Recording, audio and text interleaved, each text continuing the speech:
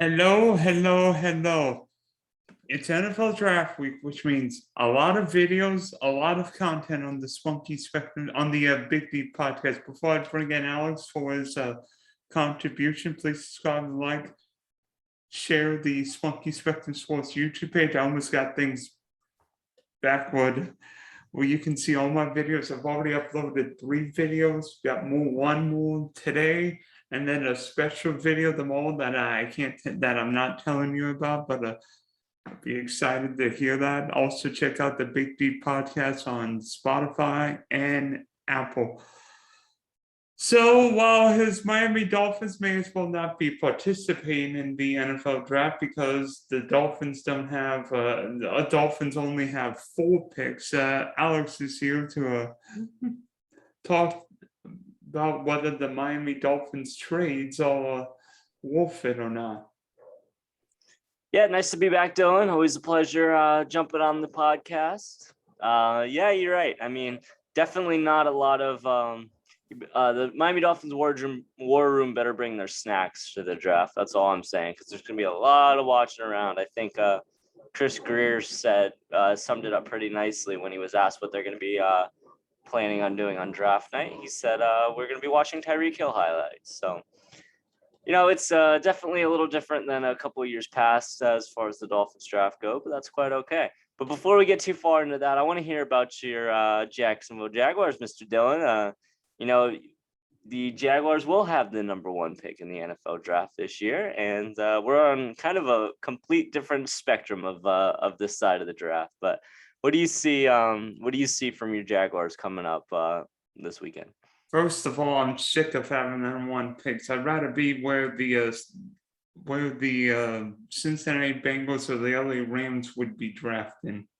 Yeah, wouldn't we all? Wouldn't we all? But especially when there's no quarterback available on one. But that's a story for another draft. So obviously, everybody's going to say what pass rusher the Jaguars are taking at 1 because it's probably either Georgia's Travon Walker, Michigan's Aidan Hutchinson.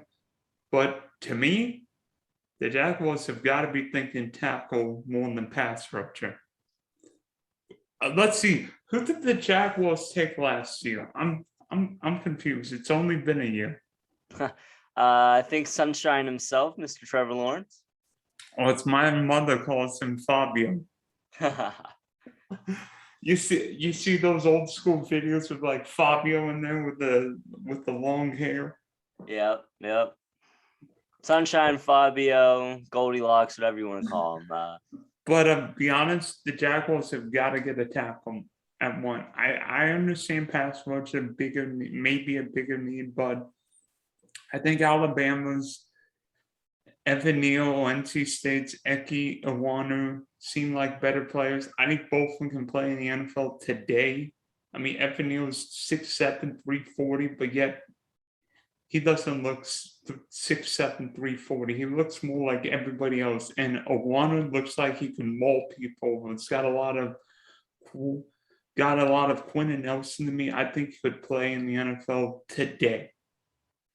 Yeah, I mean, that's definitely what you're looking for. I mean, as a Jacksonville Jaguars fan, I'm obviously, Trevor Lawrence didn't quite have the year that you were hoping he would, whether that was on him, whether that was on Urban Meyer, whether that was on, honestly, the lack of talent and help that he had with that Jacksonville Jaguars roster last year. But obviously, as a young quarterback, your offensive line has to be there to help you out. You cannot. It makes your job so much harder in the NFL as a quarterback without an offensive line. Not even considering the fact that you're going into your 2nd year in the league. Of course, everyone knows Trevor Lawrence has been one of the most talked about quarterback prospects since high school. He's been the guy. He's been a projected number 1 draft pick since pretty much high school, but. It's hard to, these defensive linemen, these linebackers in the NFL, they're faster, they're stronger, they're bigger than anything that Trevor Lawrence has ever seen before. And he's got to have that solid offensive line in front of him to really be able to give him the opportunity to succeed. So I definitely think that you're on the right page there with an offensive tackle, an offensive lineman in general, just, you got to give Trevor as much help as you can get. Yeah, and look at what the last two Super Bowl runners up. I mean, let's see what happened to Patrick Mahomes when he played the Tampa Bay Bucks without both his starting tackles. He was killed in that game. And then what happened with Joe Burrow and the Cincinnati Bengals? Oh wait, the Titans sacked him 9 times. How Cincinnati won that game's beyond me. But and then the Super Bowl, I think LA sacked him 7 times, and yet he almost won that game. Yeah, I mean, it doesn't take a rocket scientist to figure out that without an offensive line in the NFL, it's sure hard to win football games.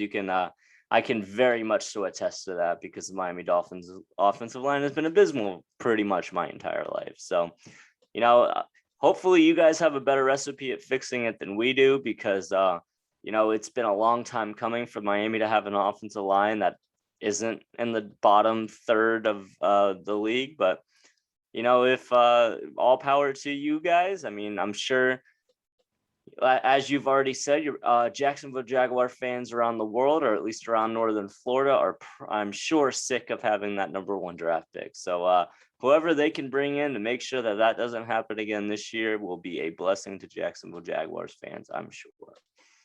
Yeah, hopefully instead of number 1, the number 1 pick will be picking the 30s where we belong. I don't know if that's necessarily where you belong, Dylan, but I think it's definitely hopes that all 32 fans of the NFL, all fans of the 32 teams in the NFL hope to get those 30, 31, and especially that 32nd draft pick. Yeah, because I mean, Cincinnati Bengals went from the number 5 pick last year to a Super Bowl. I know.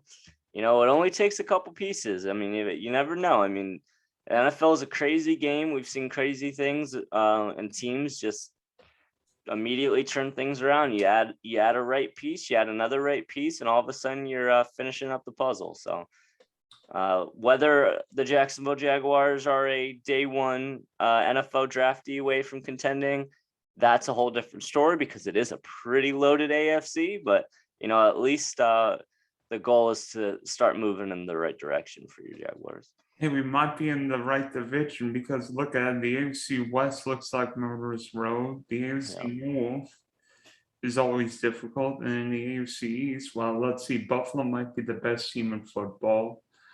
New England, well, I'm not sure about New England. The Jets, well, the Jets always suck, and then Miami is irrelevant. I'm not so sure about that word, but it's all right, but yes, the AFC South definitely does seem as one of the most appealing divisions in really all of football at the moment, because I mean, the Tennessee Titans, yes, Derrick Henry, Ryan Tannehill probably isn't the long-term answer, but he's who they have for now. The Houston Texans, obviously without Deshaun Watson, they didn't have him last year. Is Davis Mills the guy that's going to take them to the next level? Jury's out on that. And who am I missing? Matt Ryan. And Matt Ryan in the Indianapolis Colts, who, who knows what's going to happen in that situation. You've got one of the best running backs in the league, but is Matt Ryan going to be able to transition? Seems like they'll probably run away with the division if I had to guess, but it's definitely the division I feel like you've got to have at least the most confidence in looking towards the future. So. Okay, from my team with the number 1 pick, we then shift our focus down southward to Alex, where the Miami Dolphins go into the NFL draft with, and I'm not kidding, 1, 2, 3, 4 draft picks. That's right, 4. A 3rd rounder, a 4th rounder, and 2 7th rounders. The Dolphins made a blockbuster deal with the Kansas City Chiefs to get Tyreek Hill, where Miami gave up a first, a second, and a 4th round pick this year, and then a 4th and a 6th next year. Is that about right? Yeah, that sounds about right to me. So obviously, is it weird that Miami doesn't have a ton of draft capital? Because it seems like Miami's always going into a lot of drafts with draft capital recently. Yeah, it's definitely a change of scenery for sure. Chris Greer has in recent years done a great job of accumulating picks, whether it was from Laramie Tunsil, who was the gift that keeps on giving, or various moves here and there. So yeah, it's definitely different going into the draft without kind of looking at those top tier players coming out of college and wondering which one of those guys we're going to get. Probably going to be waiting a little, or going to have to look a little bit down the leaderboard to figure out who might be putting on the aqua and orange next year. But I'm not mad at it. It's the Miami Dolphins have been hit or miss in drafts. I mean, obviously, every NFL team can really say that no one's perfect in the draft. Everyone hits one every once in a while, but it definitely seems that the Miami Dolphins draft has been pretty inconsistent. A couple hits here and there lately, but I'm really not worried about this year at all. Next year, I mean, even looking at this year, that with the trade that we did with Tyreek Hill, I mean, that first round pick was practically a second round pick anyway. It was 29 was the 29th overall pick. The second round pick, yeah, okay. Fourth next year, sixth. It's really not a lot of high value picks. You're going to be taking either a gamble on someone or someone that you're hoping to develop with the majority of those picks anyway. You're getting an absolute stud, top 5 wide receiver in the NFL to help out Tua Tagovailoa, get those yak yardage, and then you look ahead to the draft next year, and Miami's back with 2 first-round picks, including San Francisco's, who, if Deebo Samuel moves on, is Trey Lance the answer? Are the 49ers going to have a very successful year this year? Who knows? I mean, the 49ers very well could go and win 5 games this year. Miami could have a top 10, top 15 draft pick next year. And that's not even including what they would get from their own anyway. So I'm definitely not upset about not having too much capital this year. It's not the level of talent that we've seen coming out of college in recent history. There's not a lot of real superstars that you can identify from day one. And we added an absolute game-changing superstar at the wide receiver position and still have a bunch of capital next season to patch up whatever holes we have going into the next offseason. I knew you were going to mention this, but the fact Miami didn't trade either one of its first-round picks next year is a big deal because I'm not sure you watch college football like I do, but there are a couple half-decent college quarterbacks in next year's draft, that being C.J. Stroud and Bryce Young. And while Miami Dolphins continue to dream that Tua Tagovailoa is going to become the left-handed Dan Marino, if the Tua experiment fails with the new coach and Tyreek Hill, Teron Armstead, Jalen Waddle, Mike Ickey, Cedric Wilson, the Dolphins could find themselves in the quarterback sweepstakes next year because you've already made a big time move getting Cheetah.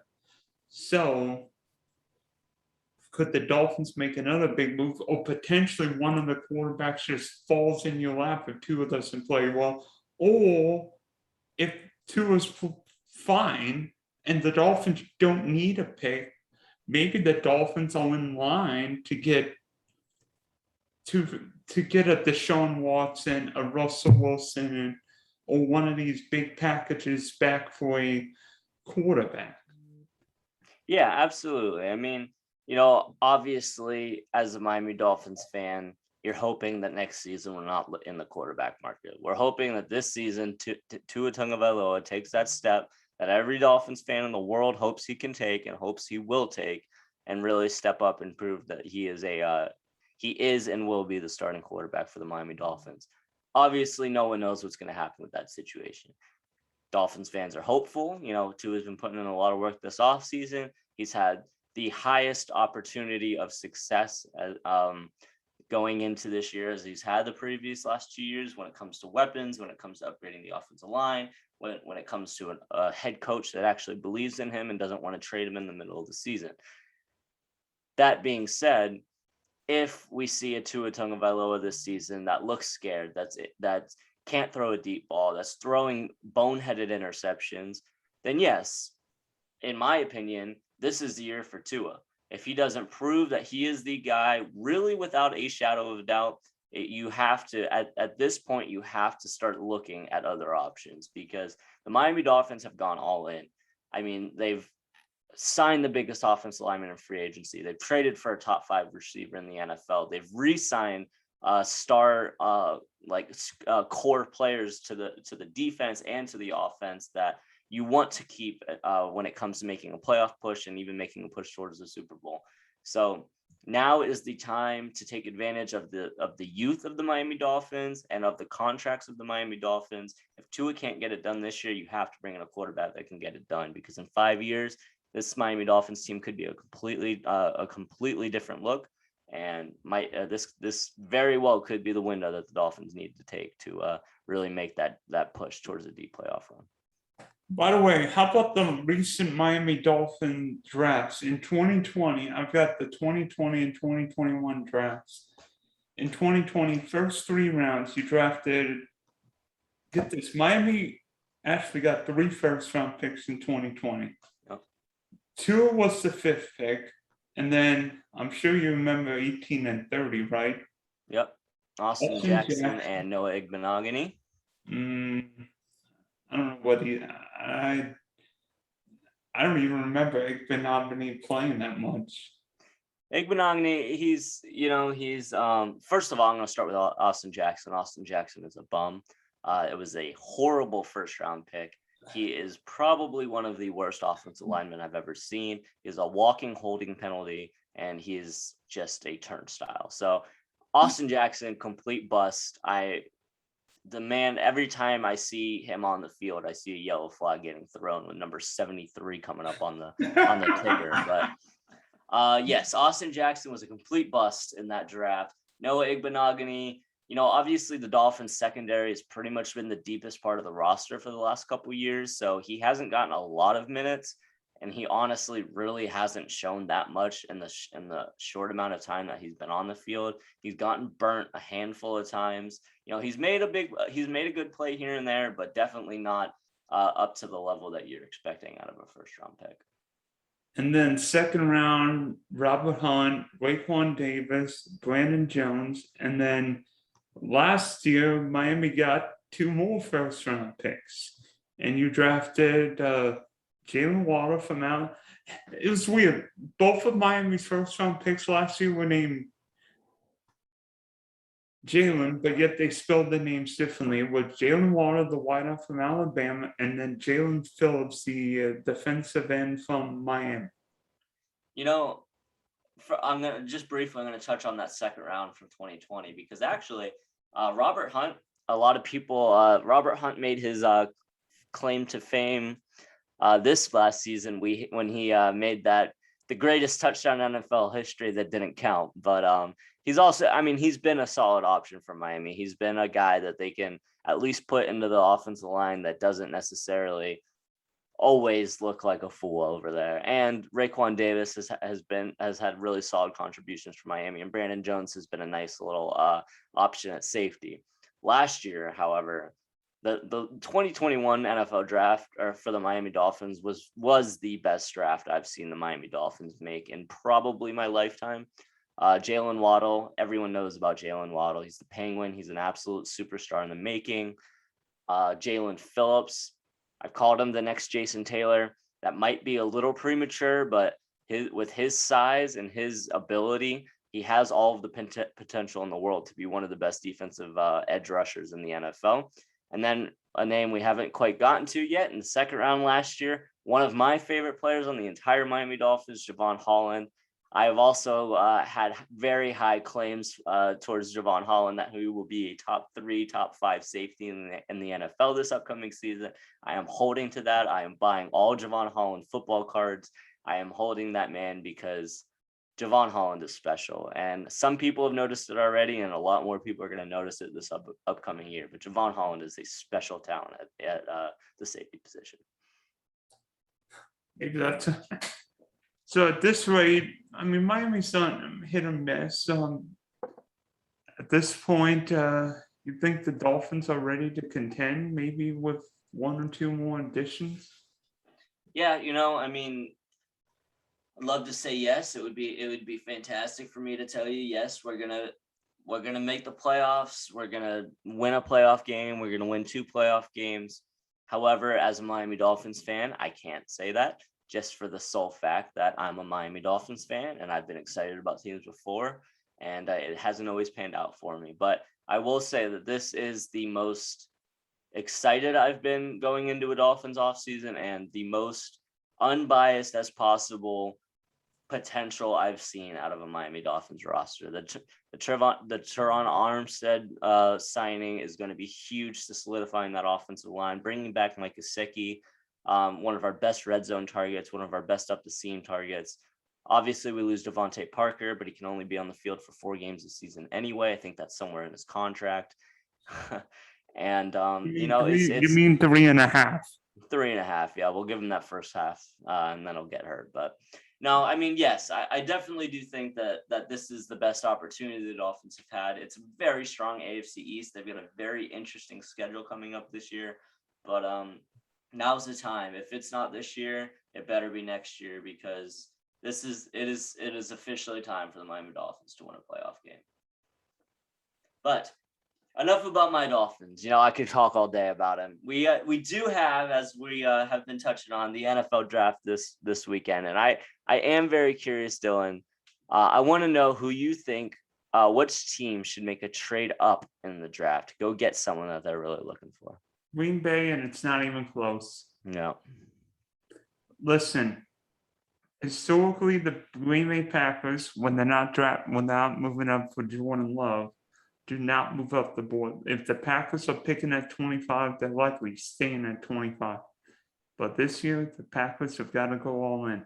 Let's see. Who did Green Bay trade in the offseason? I'm confused. They traded somebody really good. That Devontae Adams guy. Oh yeah, I think I've heard of him. He's all right. He's a decent little football player. He's called 1 or 2 passes like every year. He's called like 99 touchdowns the last 3 years, so seemingly. Yeah, that guy. And who are all the Green Bay Packer receivers right now? They look like a high school team. Yeah. I mean, Randall Cobb, Alan Lazard, and Amari Rodgers. Definitely not the guys that you would have as your first picks to be catching footballs from Aaron Rodgers, I'd say. Yeah, and you know what this draft is deep in? You know what may be the draft deepest position in this year's NFL draft? I do, but go ahead and let me know. Wide receiver. Yeah. And I think there are several top guys. I really like Ohio State's Garrett Wilson, Alabama Jameson Williams, Ohio State's Chris Olave, Arkansas's Treylon Burks, and USC's Drake London. I think there could be at least 6 and not 7 first-round wide receivers. And where Green Bay is picking at 22 and 28, there is no guarantee the Packers will get one of those guys, because you look at the teams. I think the Atlanta Falcons could take 1 at 8. I think the New York Jets will take 1 at 10. Washington 11. Potentially Houston or a trade-up scenario at 13. You look at the Eagles, may pull Detroit Lions from like 2003, 2004, and 2005. Sorry, Matt Millen, and draft another wide receiver. I think the New Orleans Saints are in play for wide receiver with both of their picks at 16 and 19. And then we haven't even mentioned a team like Kansas City moving for a wide receiver. Green Bay could find itself with the 7th or 8th best wide receiver in this draft. And yeah, the 7th or 8th best wide receiver might be okay, but I think you've got to have a big-time playmaker in Green Bay. Heck, the Packers may look at getting – I've heard rumors the Packers may look at getting Darren Waller. Yeah, I've heard that too. I mean, and also I think the Green Bay not front office staff, but the higher ups in Green Bay need a little bit of a savior here too, because Packers fans can't be ecstatic about losing Devontae Adams. He's probably the best wide receiver in the NFL. Well, you look back at their draft history, drafting Jordan Love, a lot of fans were very questionable over that draft pick. AJ Dillon has obviously stepped up and proven that he was a good draft pick. But when they had Aaron Jones, you didn't necessarily think running back was a big need for the Packers. They hit there, which you have to give them credit for, but still a bit of an interesting pick at the time. The Green Bay Packers war room really needs a win to kind of get their fans. The Green Bay Packers have some of the most loyal fans in the NFL, but it's been some questionable decisions that have been made in Green Bay, and the Green Bay Packers really need a win here. They really need a hit here. Find their guy that they want and go after him, because you need some help for Aaron Rodgers. Obviously, Darren Waller would be a huge addition to that offense, but like you said, those names that you're throwing out at wide receiver, Aaron Rodgers deserves better than that, and he really It's been a will he or won't he be leaving for the past couple years for Aaron Rodgers. You are running out of Aaron Rodgers time in Green Bay. And if you really want to make one more push towards another Super Bowl, you got to get that man some help. I definitely agree with you about the Green Bay Packers. One other team that I think, this trade has been talked about for so long, but it is the absolute perfect trade in my mind. I have been looking over it, and I really just don't see how it doesn't happen at this point. Wait a minute. Yeah. Are you talking about the inevitable Kansas City Chiefs trade from 29 or 30 to 13? I am not. Do you want to touch on that really quick? Because I was going in a different direction. No. What are you talking about? I mean, it just makes too much sense that the San Francisco 49ers are going to trade Deebo Samuel to the New York Jets. I mean, the Jets. That's not happening. That's not happening. Why is it not happening? You and I both know that's not happening. I think it is. I mean, you look at Robert Saleh, former 49ers defensive coordinator. He has the connections in San Francisco. He knows the guys there. He knows the front office staff. He knows John Lynch. Then you look at the New York Jets, 2 first-round picks. The Jets are looking up at the AFC. So they're looking at the Dolphins making moves by bringing in Tyreek Hill. They're looking at the Patriots making moves. They're looking at the Bills as the best team in the NFL. The New York Jets cannot just sit there and be in the cellar of the NFL forever. They have to use some of this capital. They have to get a weapon for Zach Wilson. Zach Wilson is not a terrible quarterback. He just doesn't have any help. You've got to get, bringing in a guy like Deebo Samuel, when you've got plenty of draft capital to make it happen. Deebo Samuel's obviously not happy in San Francisco. He'll be the superstar in a New York market. He's going to be the guy. He's going to be the face of the franchise standing next to Zach Wilson. You've got the connections with San Francisco. San Francisco doesn't have a first-round pick, so they would be moving up into a high spot into the draft, depending on which of those. I mean, the Jets have 4 draft picks within the first 38 picks in the NFL draft. They can tell the 49ers, pick whichever one you want and you can have it. I mean, I just I cannot see how that would not happen. It makes way too much sense in my head. I don't think Deebo Samuel's a wide receiver though. I think Deebo Samuel's is more a hybrid. And to me, if I'm the New York Jets, I'm not banking my future on Deebo Samuel. If you ask me and said, I've got a question. Would you rather have, let me see, DJ Moore or Deebo Samuel? I'd rather have Deebo Samuel. I'll take DJ Moore. I mean, they were probably around the same age. When was I know Deebo was a rookie in 2019. DJ Moore is probably around the same time, right? Maybe 2020, I think. I would take DJ Moore. He is a true wide receiver. He can take the top off defenses. I think Deebo's more a running back.